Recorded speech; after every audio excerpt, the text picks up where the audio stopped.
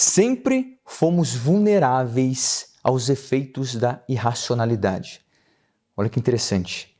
Quem disse isso foi o famoso e estupendo psicólogo cognitivo Steven Pinker, em seu estupendo livro, recente livro, Rationality. Pinker acredita que a irracionalidade está presente em tudo que fazemos. Eu também defendo dessa ideia. Isso faz parte da projeção biológica dos processos de categorização que o nosso cérebro faz.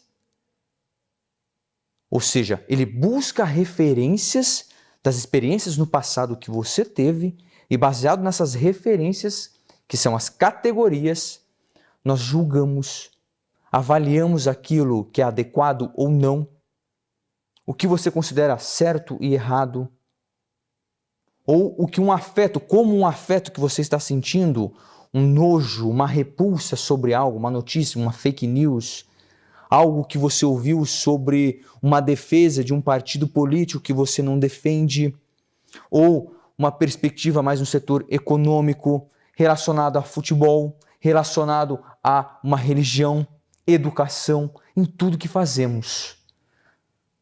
O que nós veremos aqui nesta Masterclass, nesse vídeo que você está assistindo, são esses tópicos. Acompanhe.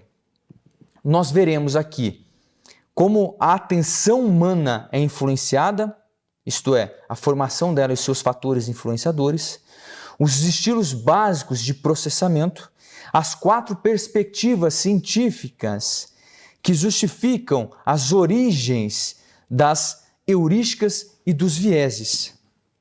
Mas antes de eu aprofundar isso aqui, eu quero fazer um convite especial para você. Se você tem interesse no aprofundamento desses conhecimentos por uma perspectiva das neurociências afetiva, social, cognitiva e comportamental, as suas aplicações disso no direito ou em políticas públicas, por exemplo, seja você um economista, um jornalista, um advogado, um magistrado, ou está na graduação ainda de psicologia, de direito, de economia, publicidade e propaganda, enfim, se você tem interesse nesses conhecimentos que aqui no Brasil estão engatinhando, e nós aqui estamos trazendo essas informações para você, por favor, vou deixar um convite. Clique no primeiro link disponível na bio, aqui abaixo desse vídeo, na bio do vídeo, na descrição do vídeo, e conheça o Neurolaw Academy, a primeira plataforma focada nos conteúdos, nos estudos, em cursos das neurociências, essas 4 que eu disse, afetiva, social, cognitiva e comportamental, os seus conteúdos e conhecimentos aplicados no direito e nas políticas públicas. E conheça o curso Imperfeitamente, um dos cursos dentro do Neurolaw Academy que você terá acesso aos conteúdos. É só você escolher o seu plano, clique sem compromisso algum, conheça a plataforma e se aprofunde nesses conhecimentos. Legal? Agora aqui para o vídeo, eu quero iniciar uma provocação em relação à atenção humana. Ou melhor, eu quero iniciar como o cérebro construiu e está construindo a sua percepção, a sua atenção. E como eu farei isso? Eu vou utilizar aqui um círculo. Este círculo que está aparecendo na tela agora para você. Veja esse círculo. No centro do círculo, nesse círculo com azul mais clarinho, nós temos um círculo menor com azul mais escuro, que eu vou aqui chamar de núcleo. Um N. E o M, que estará aí no círculo maior, mais claro, eu vou chamar de margem. Nesse núcleo, nós temos a atenção humana, certo? No N. E em volta nessa margem, nós temos esses fatores que vão influenciar, essas informações que podem influenciar aonde você está direcionando a sua atenção, que, consequentemente, a sua tomada de decisão, o seu julgamento também será afetado. Começa na sua atenção, nos seus processos atencionais. Mas esses fatores são inconscientes, subliminares, nós podemos chamar. Aqui eu me refiro à consciência no estado de atenção, uma atenção sustentada que você está tendo. Ou seja, todo o processo, preste atenção, todo o processo de percepção tem início com a atenção, que é basicamente o direcionamento exclusivo de uma observação seletiva.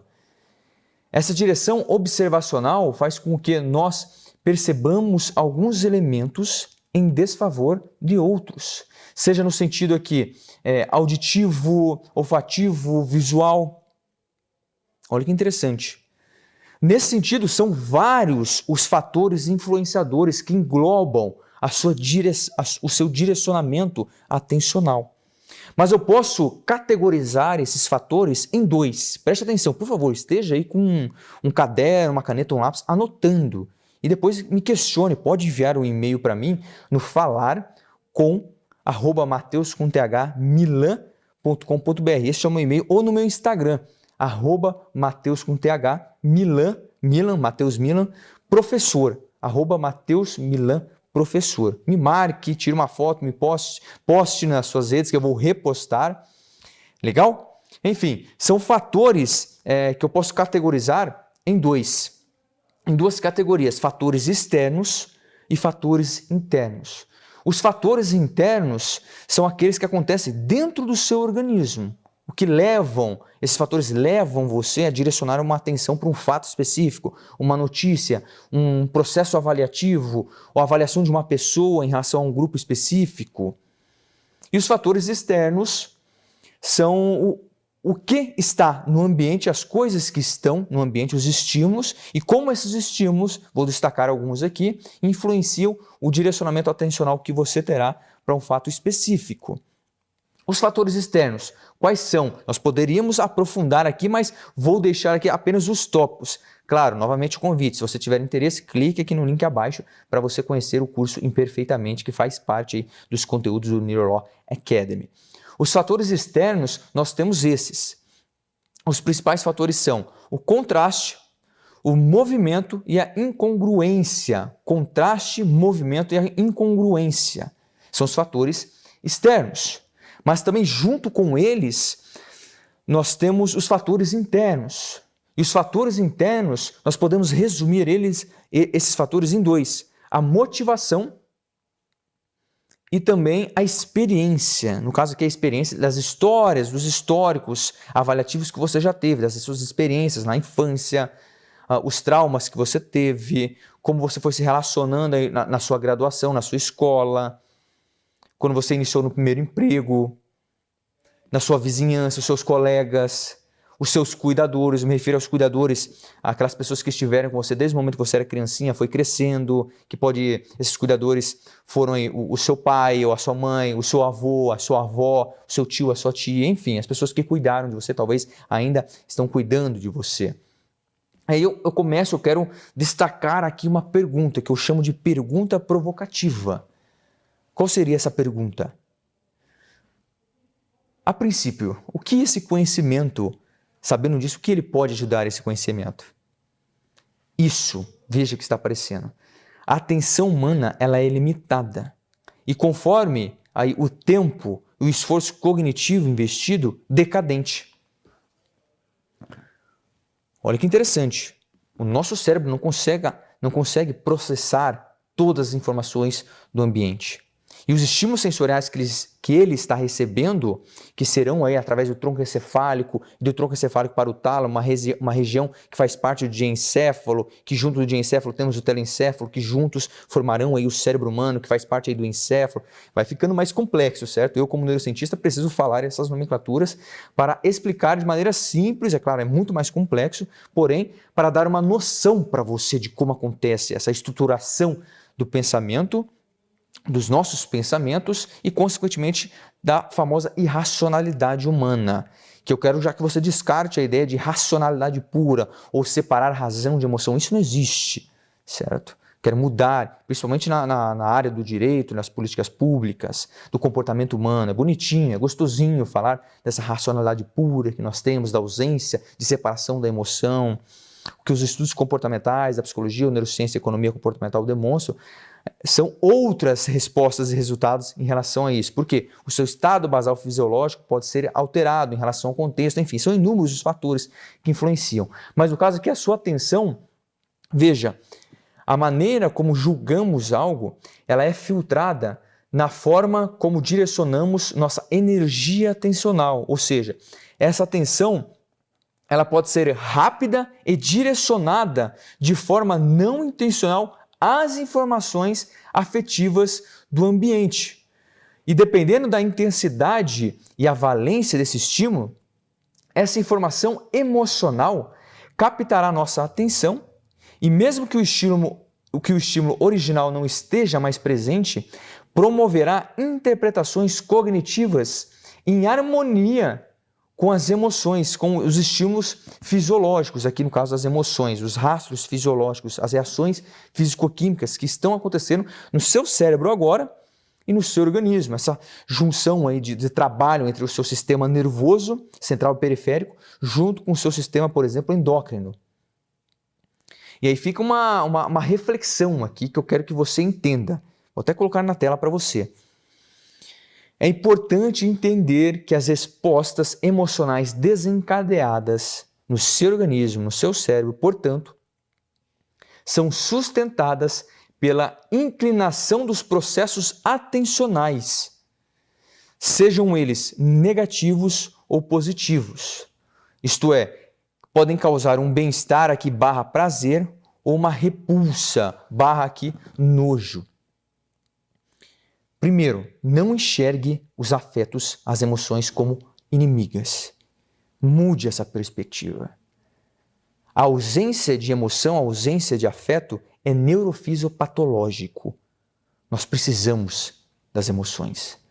Eu digo que as emoções são bússolas comportamentais para as nossas decisões. O problema é quando você se agarra e defende fortemente as suas emoções, seus afetos, sem trazer uma que eu chamo a estesis emocional, ou consciência emocional. A estesis vem do grego de sensibilidade, estética, sensibilidade de estética, de sensível, não no sentido de fragilidade, mas eu quero trazer no sentido de você perceber, ter essa sapiência da consciência de que quando você sentir um nojo, uma repulsa, você avaliar do porquê você está sentindo em relação a uma notícia, a alguém, a alguma pessoa, e a partir disso se questionar, tomando essa consciência.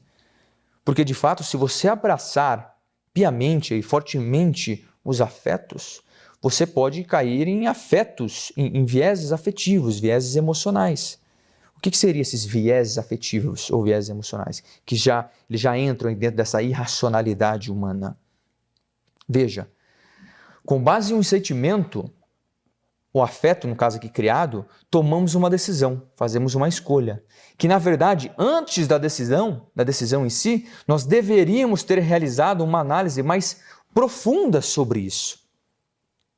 Mas nós tomamos uma decisão imediata. Entra um pouco aí no dual process, ou teoria do processamento dual. Nós falaremos brevemente daqui a pouquinho sobre ele. Alguns desses exemplos, desses desvios, que eu gosto de chamar de desvios da mente, atalhos, desvios, e não no sentido de algum transtorno mental, não, mas são aspectos funcionais ou funcionalidades da nossa mente que essas funcionalidades fazem parte da estrutura biológica do pensamento humano, do cérebro humano, na aprendizagem, na categorização, faz parte. Alguns desses desvios são, veja, o excesso de confiança, a aversão à perda, o status quo, aversão ao arrependimento, viés de correspondência. Olha que interessante. Pesquise alguns desses, aprofunde os estudos nisso. Talvez, acredito que você já cometeu ou já se abraçou ou sua atenção foi capturada por alguns desses desvios da mente. Nesse sentido, após esses exemplos, você pode pensar, ok, Mateus, mas primeiro, o que significa um viés? O que significa uma heurística? Brevemente, eu posso compartilhar essa definição com você. De maneira breve, podemos definir uma heurística como sendo uma estratégia que filtra, no caso aqui, ignora parte do todo da informação, aqui no caso buscando atalhos, com o principal objetivo de tomar decisões de forma mais rápida e econômica, evitar a famosa fadiga cognitiva, para assim evitar meios mais complexos. O uso desses atalhos mentais o uso deles pode provocar uma frequência sistemática de violação da estruturação da racionalidade. Ou seja, a prática distorcida ou limitada de não tomar decisões puramente racionais, levando assim a uma inclinação a favor ou contra um objeto, um grupo específico ou um indivíduo específico, conhecido aí como um viés cognitivo.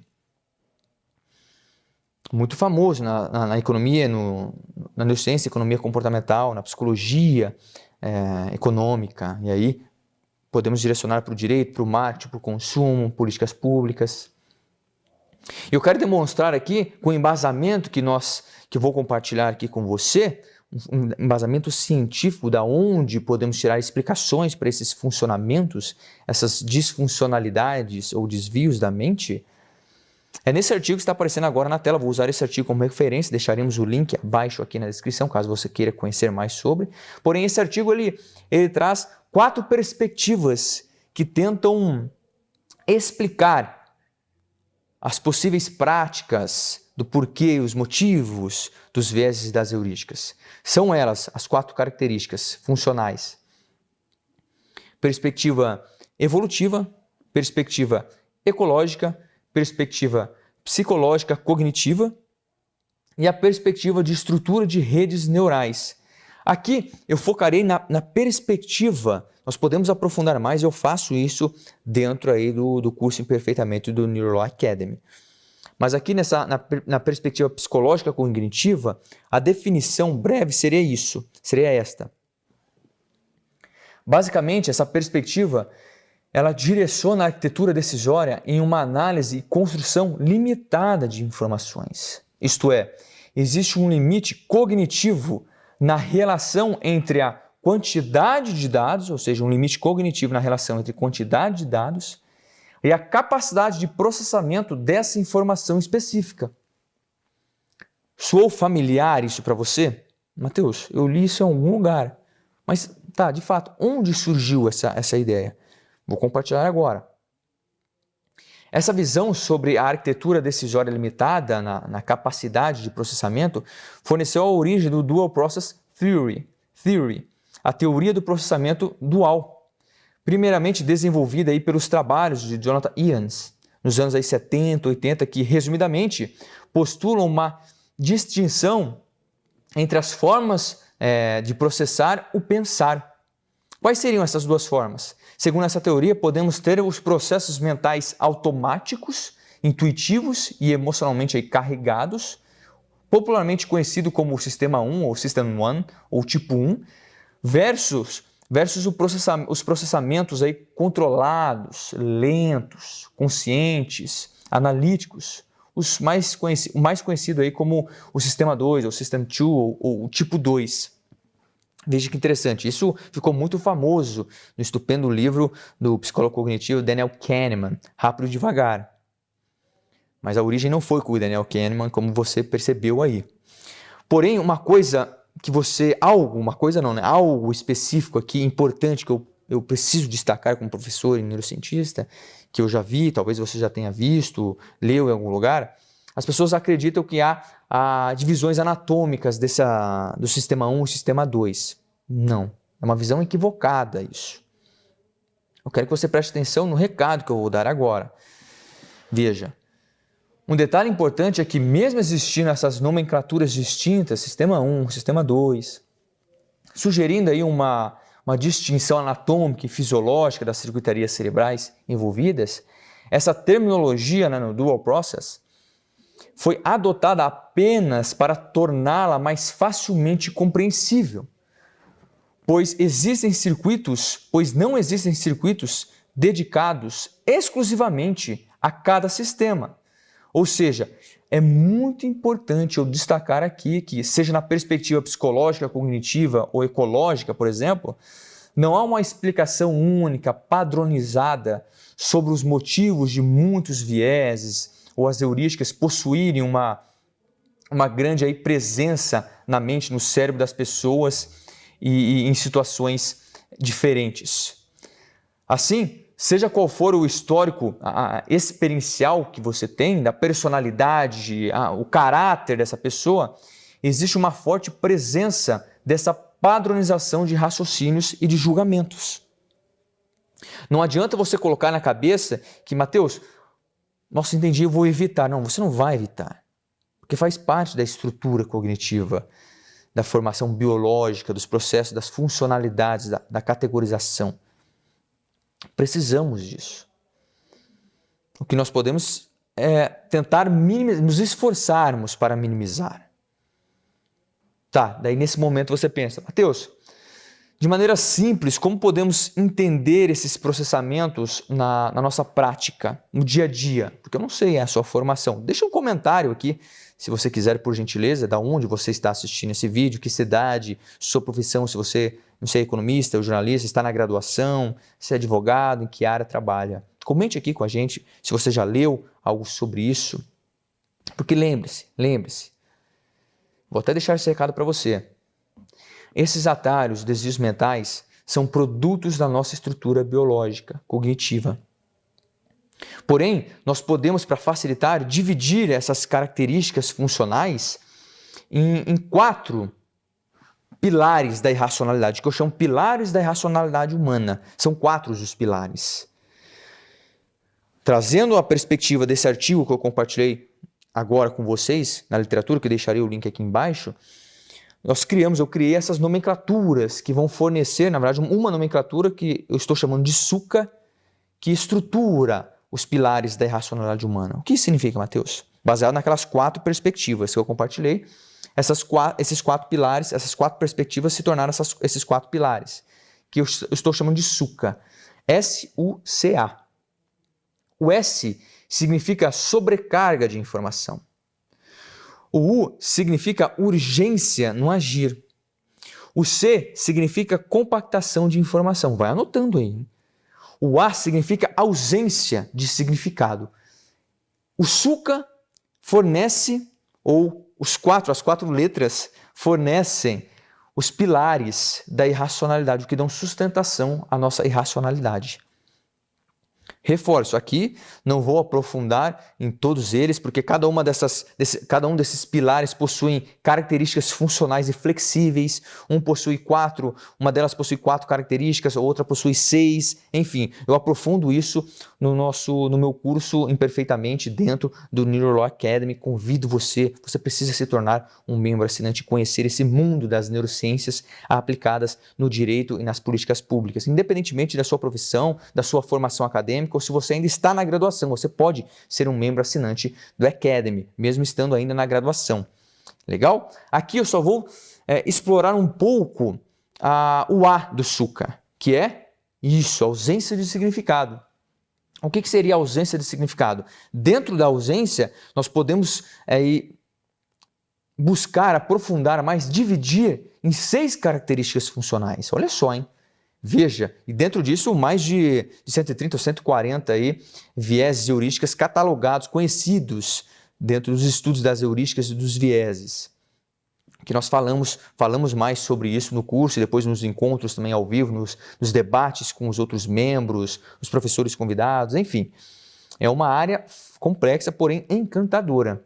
Se isso te chama a atenção, faça parte dessa comunidade com a gente e seja um membro assinante, tá? Reforce aqui o convite, porque você precisa fazer parte. Enfim, temos essas 6 características funcionais dentro da ausência de significado. Que são essas características funcionais? Acreditamos que podemos identificar o que as outras pessoas estão pensando. Olha que interessante. Essa é uma característica. Segunda, o cérebro projeta sua estrutura de pensamento atual para o futuro e para o passado. Nós fazemos isso, nós projetamos a partir de categorizações, referências do passado, e isso em relação às projeções futuras, nas incertezas, porque isso causa uma insegurança na gente, por isso nós buscamos o significado nas coisas, ou também projeções do passado.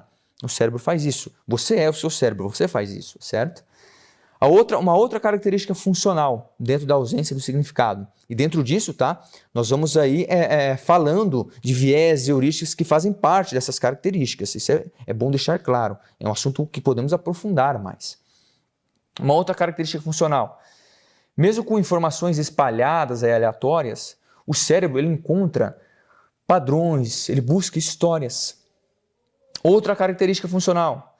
Para facilitar a interpretação de dados, o cérebro, inconscientemente, ele simplifica as probabilidades e os cálculos. Olha só, nós acreditamos que somos bons nessa estatística instintiva, mas somos péssimos nisso, porque tentamos o quê? Anular ou tentar diminuir as incertezas futuras, pois ninguém sabe o futuro.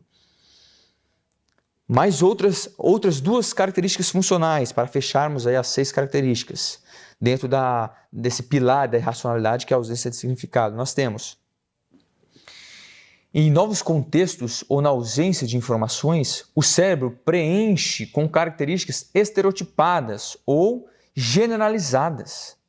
A última característica, o cérebro fornece uma maior valoração às pessoas e coisas com as quais ele possui mais afeto, familiarização. Olha que interessante. Vamos focar nessa como exemplo. Eu aprofundo mais no nosso curso, mas aqui, nesse vídeo, vamos focar nessa última característica, que é essa última característica na questão do afeto que criamos com alguém ou com um objeto, né, esse vínculo emocional mais forte, e a partir disso, como nós categorizamos e temos ou tomamos as nossas decisões e temos os nossos comportamentos. O que isso significa, Mateus? Ao avaliarmos um objeto, situação ou pessoa, imediatamente criamos aí preenchimentos automáticos de fábrica, ou seja, suposições sobre a qualidade / valor do objeto ou da pessoa ou grupo específico.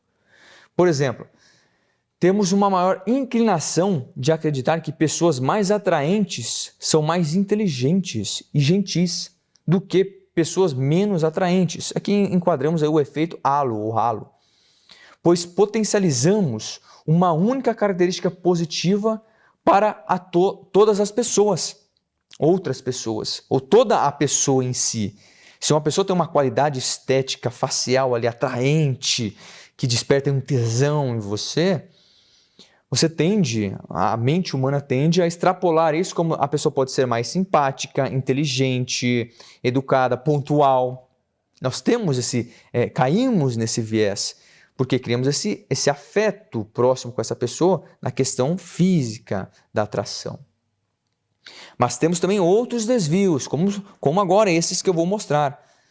Por exemplo, o erro da atribuição grupal ou de grupo, favoritismo intragrupo, o efeito halo ou halo, diminuição reativa de valor. Vamos pegar o efeito halo, uma definição dele, ou auréola, que nós chamamos aqui em português.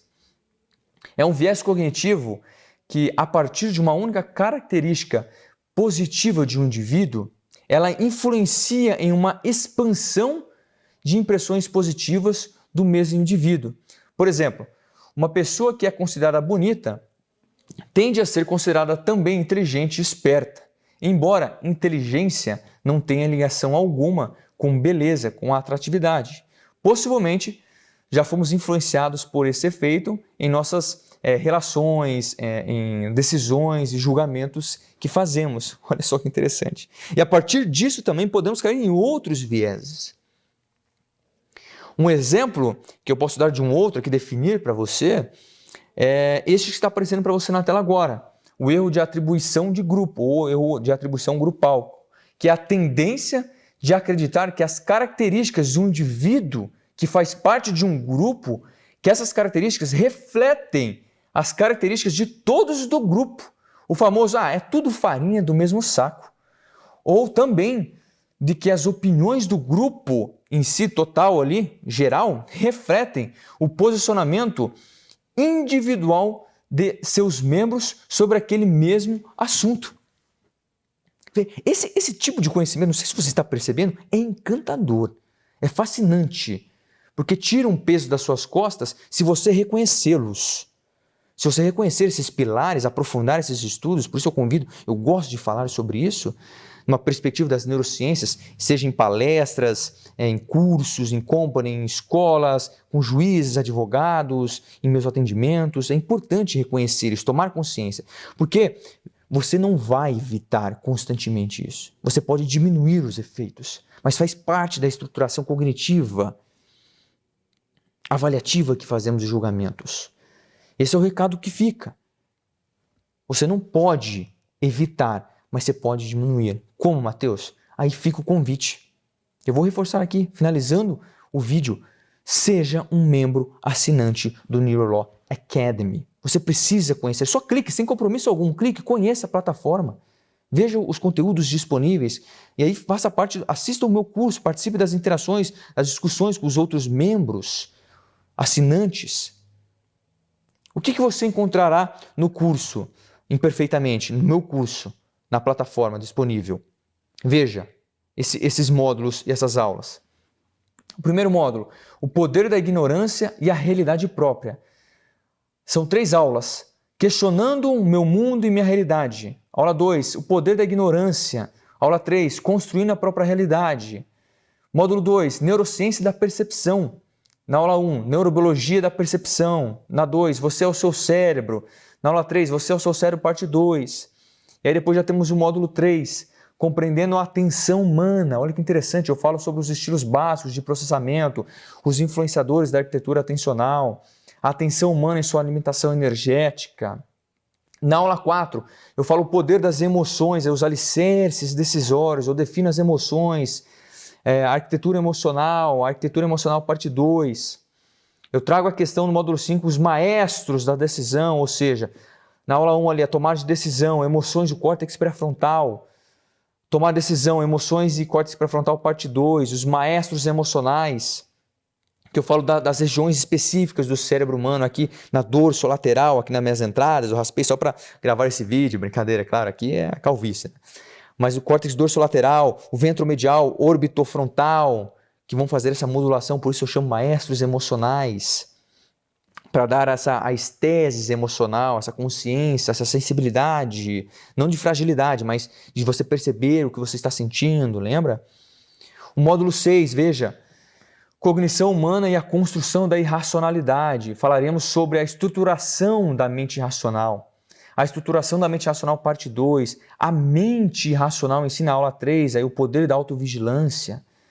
Na aula 7, no módulo 7, os desvios da mente por dentro das heurísticas e dos vieses cognitivos. Na aula 1, a estrutura da mente racional, os princípios básicos. Aí temos a parte 2, os princípios básicos. Na aula 3, os 4 pilares da irracionalidade humana, aquilo que eu já comentei aqui com vocês brevemente nesse vídeo. Eu aprofundo os 4 pilares da irracionalidade. Aí temos o módulo 8, os pilares da irracionalidade. O primeiro, a sobrecarga de informação do Suca, lembra do Suca? Sobrecarga de informação, eu defino. A parte 2 também, as 5 características funcionais. A sobrecarga tem 5 características funcionais. E os seus vieses e as suas heurísticas, que eu falo sobre isso no curso.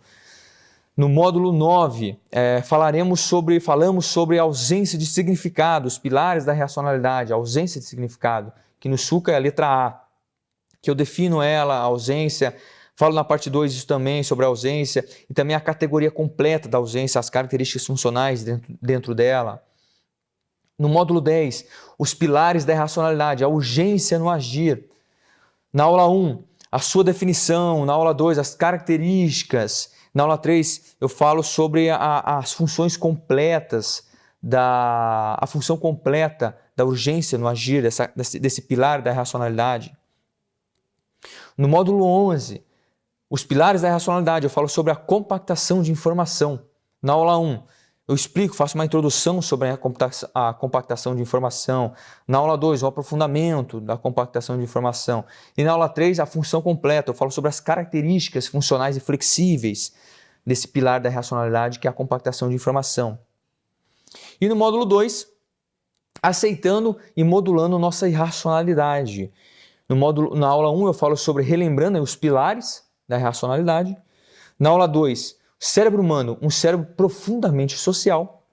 E na aula 3, na última aula do curso, dentro do Academy, eu falo sobre o tema seja o melhor tomador de decisão, que eu compartilho dicas, estratégias de como minimizar as heurísticas e essas imperfeições da mente. Legal? Então, por favor, se você gostou de algo, clique no link novamente aí do NeuroLaw Academy, conheça a plataforma, conheça o curso e seja um membro assinante. E eu deixo essa mensagem com você que não é minha, é do René Descartes, que ele diz uma frase que eu gosto bastante: não há métodos fáceis para resolver problemas difíceis, problemas complexos. E a mente humana é extremamente complexa, mas essa complexidade que a torna encantadora. Convido você para conhecer esse mundo da irracionalidade humana, esse mundo das neurociências aplicadas ao direito e às políticas públicas. Obrigado e te espero como membro do NeuroLaw Academy. Tchau!